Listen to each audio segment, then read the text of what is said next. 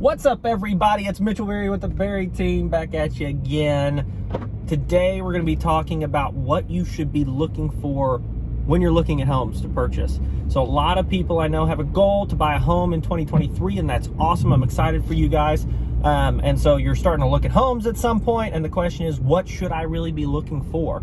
So the thing I would tell you to not really focus on, which obviously you're going to, and that's a good thing, is all the aesthetics of the home. You know, the paint colors and the type of flooring and all those things, sure, are great to look at. They're easy to look at. Decide if you like them or not. But at the end of the day, they are changeable things. Now, if you do not want to change them, if you refuse to do any work on the house, you do not want to pay for those things, you cannot pay for those things, or you don't want to do the work yourself, then sure, you need to pay attention to those things. But at the end of the day, they are changeable things. You can change the paint color. It's not that big a deal.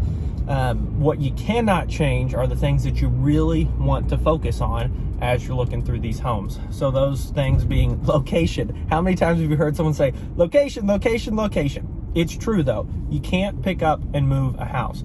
So my wife and I, as we eventually we'll move years down the road, but we've decided as we've moved from home to home what we like and what we don't like. And we've narrowed this down, sure, to a geographical location, but even we don't want to be on a corner lot because we live downtown Evansville. We love downtown Evansville, but on those corner lots, you get a lot of people who stop or turn, they accelerate, you hear the muffler, and it gets really annoying. So even specific location of not even neighborhood or part of town, but also where at in that subdivision. Are you on it? Do you want to be on a corner? Do you want neighbors on either side? All those things are very important to think about as you're looking at a home, because you cannot move the home. Plus, when you go to sell, because inevitably you will, or someone's going to have to sell it for you at some point, that's going to be tough, because if you are on a busy intersection or something like that and you're okay with it, will your future buyer be okay with that same location? And so that's something that you really need to think about as well. I know it's not fun when you find a beautiful home that you love and the deal killer is, can I sell it? That's not enjoyable. And if you're okay with that and it being a struggle down the road to sell it, then that's fine. So all those things, as you go through the process, you have to ask yourself, here's the upside, here's the downside. Is the upside worth the downside? Because inevitably you're not going to get everything you want. You have to compromise. If you're looking for the perfect home with no flaws, you might as well go build it, and guess what? You're going to build it and there's still going to be something wrong with it inevitably. So really think about location, because you can't change that. Layout, and this is a really tough one, because you will still hate something about your layout when you move into that house until you're living there. You can't truly know, will this work for me or will this not work for me, until you're using that home every single day, day in and day out. However, really imagine yourself in your morning routine, your afternoon routine, all those things, which rooms you typically go to, where you spend time with your family at, do we eat dinner? And I promise you, if you think you're going to use a dining room, you're probably not going to use it as much as you think you are. But even that, we like to entertain, and our dining room is not big enough. So really think through those things, because you can't really change them. You can if you start ripping walls out and things like that sometimes, but even then that's a struggle to do. So things you cannot change, focus on those, as well as the big ticket items. So there are ways to get around this. If you look at your HVAC system, so your furnace, your AC unit, things like that, if it's old, you can buy a home warranty, right? Like, that shouldn't necessarily be a deal killer if it's an old system. If you are comfortable with putting a home warranty on it, and then when it has issues going through that home warranties process, it's not a surefire thing, it's not a guarantee, but it is, something for your peace of mind. But you got to think about, are these things going to eventually go out? How old is the roof? You might be able to get an insurance claim on it when it comes down to that time, if there's been, storm damage or whatever, but you also might be stuck with that bill. Plus it's just a headache to replace those things. As well as, now this one becomes really tough if you're not, experienced in looking at these things. And even myself, I see them every single day, done a ton of research, I've talked to a ton of contractors, but at the end of the day, I'm still not a contractor. I don't know all of these things in and out as well as I should, you know. But like even your plumbing, right? Your plumbing, your joists, your sill plate, all those things are very important. Now you do get your home inspection, right? Get your home inspection. That's going to be good, but it can kind of ease some of that pain if you know going into it, okay, this is galvanized plumbing rather than PEX when you're looking at the house. Because then when your inspector points it out, you're like, okay, I knew that. I was kind of expecting it. Let's talk about, you know, a few of the more details. So your older plumbing is going to be more apt to have issues, especially if it's like galvanized. It can have corrosion and things like that, which eventually lead to issues. Whereas PEX plumbing is, you know, up to date. It's newer. It's not supposed to bust if it freezes, which is really important in climates like ours when we get into the winter and it gets really cold. And then even things like insulation, right? Now insulation you can fix. So, but those things are going to be really important when you're looking at a house. Try and get your eyes on it. Even take some photos and send it to a contractor. Run it by someone you trust that kind of knows what they're doing. Take it with a grain of salt though, because some people will tell you, oh my gosh, never touch a house with galvanized plumbing, which all the homes we've ever owned have had it, and it's had issues here and there, sure, but it's not been the end of the world. So again, you're not going to find the perfect house, so you really need to think about that as you're looking. As well as the siding of the house. Siding can be a big, expensive repair.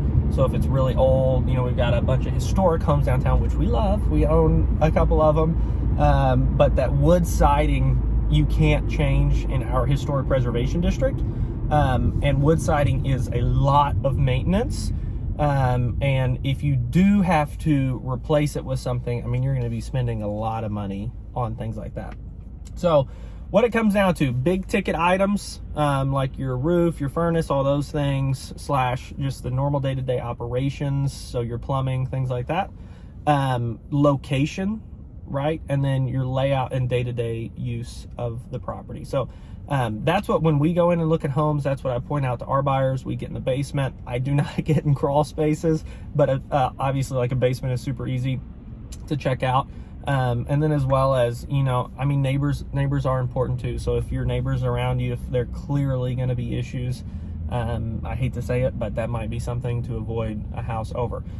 If you don't get the house that you think you love, I promise you it'll be okay. We've had a ton of buyers who think they love a house and they lose out on it because they lost their offer to another one, and they came in strong, which is good. You can't, if you don't come in with a strong offer and you don't get it, that's your fault. But if you come in with a great offer and you don't get it because someone else beat you out, it happens. And we've had buyers who get really heartbroken over it, and understandably so. I mean, you get emotionally attached to these homes, and you think about it and you look at pictures and you obsess over them and you don't get it, and that's sad. But I promise you, another house will come along. We've had buyers who that's happened to. They get a different house and they tell me later, I'm so happy I did not get that first house. This is the house that I've really you know, fallen in love with, that's going to work best for me and my family or whoever. And then something to prepare for is your house will have issues. That is the cost of home ownership. Now you build equity in a house though. That's the great thing, right? Is you don't, you're not throwing away money on rent, but with a rental, obviously if something breaks, you call your landlord and they should come fix it for you. But with home ownership, you're building that equity, but those problems are your problems. So, I mean, we've had people who have moved into homes and then, you know, basically day one, something happens and it's really unfortunate. And sometimes it's negligence of the seller, which is a different story, but sometimes things just are unlucky and things go wrong, and that's your thing to fix. So like I said, home warranties, I'm not a huge fan of them personally, but it is an option. So you can always look into those, as well as it's always just wise to have some money saved back. And I know right now, especially times are tough, people don't have a lot of money saved up in the US, right, for inflation and this and that, blah, blah, blah. But if you can't have any money saved up, that's definitely going to be helpful when issues do arise, even if they're just small issues, not to have to stress about that. Last thing, when you're looking at a home too, I said don't pay attention to the paint and the flooring and things like that. However, there is one reason why you might want to pay attention to that, and this is my favorite thing ever. Now, it is work, So if you do not want to do work, you do not want to deal with the headaches of a remodel, even a basic one, this is not for you. However, there is something that a lot of people will refer to as forced equity. So when you buy a home, say you buy a house for $100,000 and you put $10,000 down, you have technically $10,000 of equity in that home, meaning that the house should still be worth $100,000, and you put $10,000 in it, you owe $90,000, so you have $10,000 of equity. Now, what can happen sometimes is if you find a house that needs some work. Now, ideally, this is not a major remodel, but even if it is just like cosmetically, it's outdated, it looks like your grandma lived in the house. Typically you're gonna have less competition on the house from other buyers, which is great. Maybe a little more wiggle room in negotiating on the house or something like that, depending on where it's priced. But the great benefit is you have the opportunity to not only make it your own, but as you replace those things, create what we call forced equity. So when you say you replace flooring, and this is a general rule of thumb, it's not always specifically accurate, it depends on the situation and a number of factors, but if you have ugly carpet and there's wallpaper everywhere and ugly light fixtures and your cabinets and countertops are old or whatever, and you go through and replace all that, you spend $20,000 on that repair. Typically, because no one else wants to spend $20,000 updating that home, you get in equity more than your $20,000. So let's look at an example, right? You buy a house for $100,000, okay? You put $10,000 down, you have equity of $10,000. You put $20,000 into updating this home. Theoretically, the house should be worth $120,000 because you put that in. Now there are stipulations to that. If you have any questions about that, please talk to someone who knows what they're doing before you do it, because obviously if you put something you love in it and it's not, stylish to the market, that's not going to help. But so you make all the right choices, the house should be worth $120,000. A lot of times it's worth more than that, because you've done the work, you've put the headache in there, so maybe that house is now worth $130,000. So that forced equity is the extra money that really kind of came out of nowhere, right? Because it's something that no one else wanted to deal with. So now you've got the $20,000 you put in, the $10,000 because no one else wanted to do that work, and the $10,000 you put down. So you've got $40,000 in equity. So this is the first house I ever bought. I did this. It needed a lot of work, and this was years ago, so prices were cheaper, but I bought it for $45,000. I put 20 into it, so it should be worth $65,000, and then a couple years of appreciation as well, which really helped. And then that house then was worth, $100,000, and now 2 years after that, now it's worth, probably $130,000. So it's a great way to build equity if you're willing to deal with the headache. But I promise you, whatever you think you're getting into with a remodel, it's more than you think it is. So be ready for that. It takes a lot of patience, a lot of money, or at least more than you think. But it is really cool to do something like that. So if you guys have any questions, reach out to us. A phone number you can reach out to us at is 812-315-3850. We're happy to help you any way we can. We are realtors located in southern Indiana and kind of the western Kentucky area, licensed in both states, but we can help you in any state at all. So if you're looking in Alaska, Florida, Georgia, wherever, give us a shout. We can give you the right connections and help you out in those ways, as well as we love to just answer questions if we can. We love helping people buy and sell real estate. So drop us a comment. Let us know what you think of this video. Please hit the subscribe button, hit the bell so you don't miss any other great videos that we come out. We try and come out with them once or twice every single week. Have a fantastic day. I'll catch you soon.